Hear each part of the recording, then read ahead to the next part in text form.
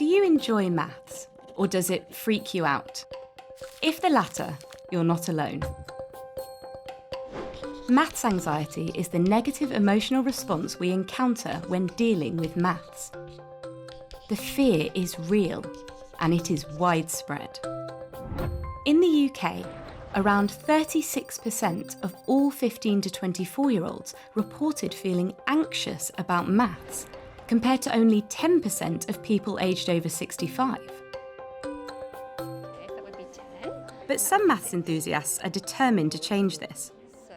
They want to understand the causes of maths anxiety and, just like the mathematicians they are, want to find a solution.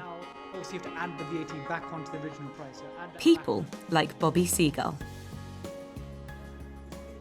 Hello, my name is Bobby Seagull. I'm from East Ham in the London Borough of Newham, and I'm a part-time school maths teacher, as well as doing a doctorate in maths education at Cambridge University. I also present TV programmes for the BBC. I write a lot of puzzles for BBC Radio 4.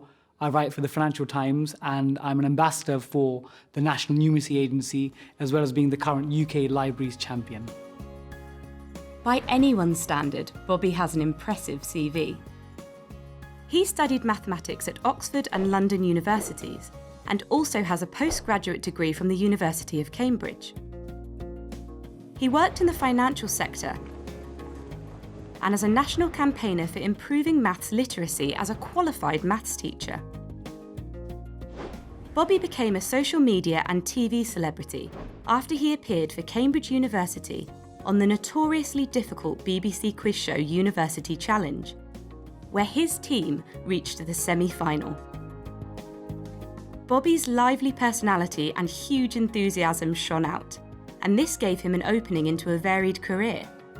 Not only teaching maths, but writing, broadcasting, and campaigning to help build maths confidence. Maths comes easy to people like Bobby. After all, they're born with it, right? People often ask me, when I was born, emerging from my mother's womb, did I come out and say, I love mathematics? I can confidently say that wasn't the case. But as a 4 or 5-year-old, I did find a natural affinity with the subject. But actually later on, when I was about 8 or 9 in primary school, that I really developed my love for the subject. But it didn't happen in the classroom. So I used to collect football stickers, like many children back in the mid-90s. I remember there was a conversation where a friend said that a player called Matthew Letizia from Southampton was a better footballer than Ian Wright. And when I asked him why, he sort of crossed his arms and said, just because. So people would often make assertions without any evidence. So these sticker books actually were treasure troves of information. It contained names, ages, heights, goals scored, left foot, right foot of the players. I took all the data from these players and input into a really basic version of a spreadsheet. Did a quick comparison between the two players and told my friend, actually, Ian Wright is a more effective player on the field. And my friend said, Bobby, you've got a good point. It didn't make me more popular, but it did show me the power of maths. And from that age, I was hooked. One thing that Bobby thinks is vital for getting children into maths is a belief in their own ability, which can often depend on their teacher. A good maths teacher, I believe, has confidence in their students. Because if a student gets something wrong, if a teacher suddenly puts their hand on their heads and goes, oh God, what have you done?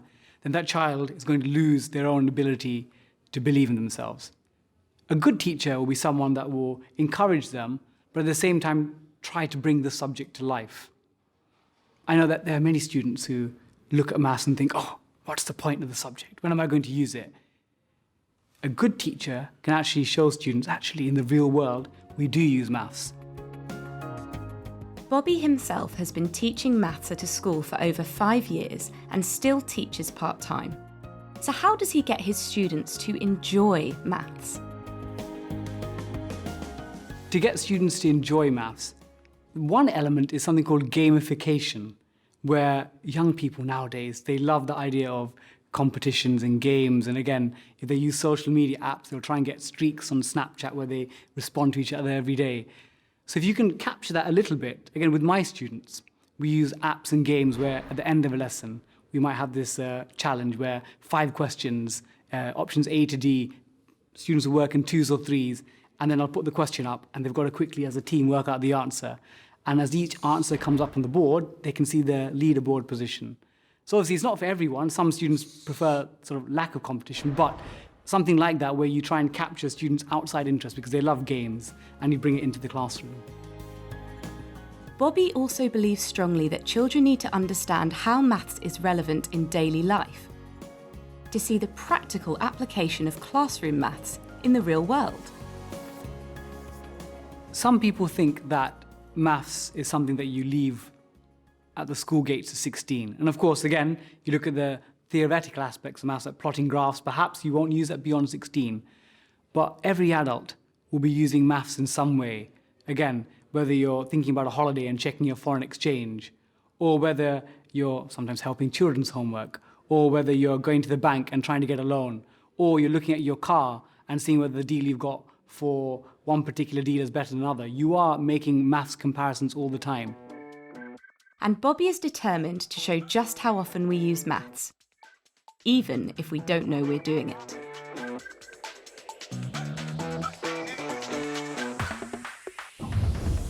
So here we are in the middle of London. The high street, it's really busy. You can see lots of cars, the iconic double-decker red bus going past us, lots of people, lots of traffic.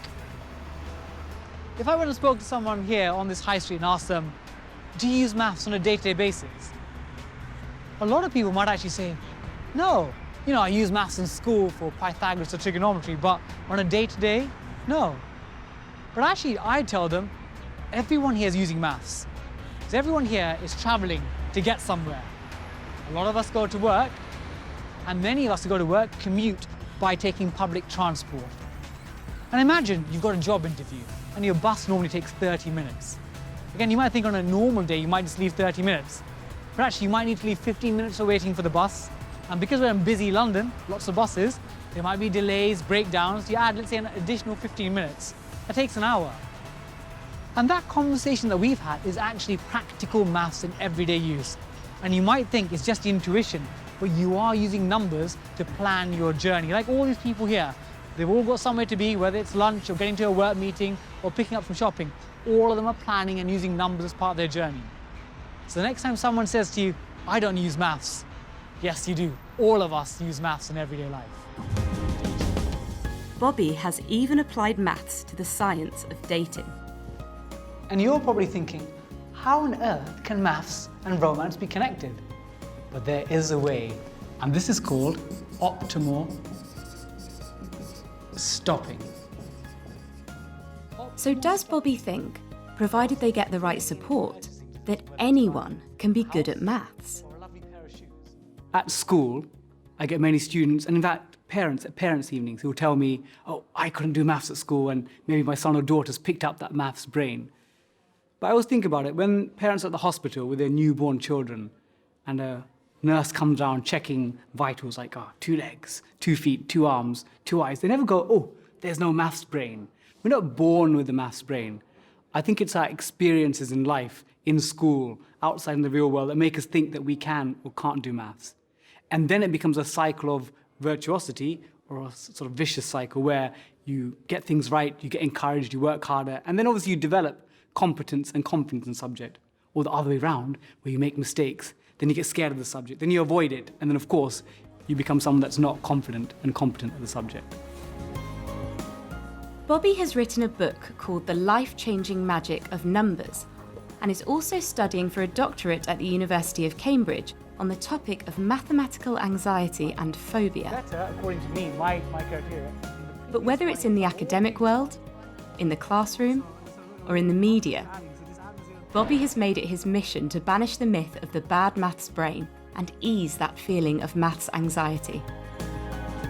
By becoming a maths ambassador, by making the subject fun and accessible, he's proving that everyone can understand and enjoy the world of mathematics.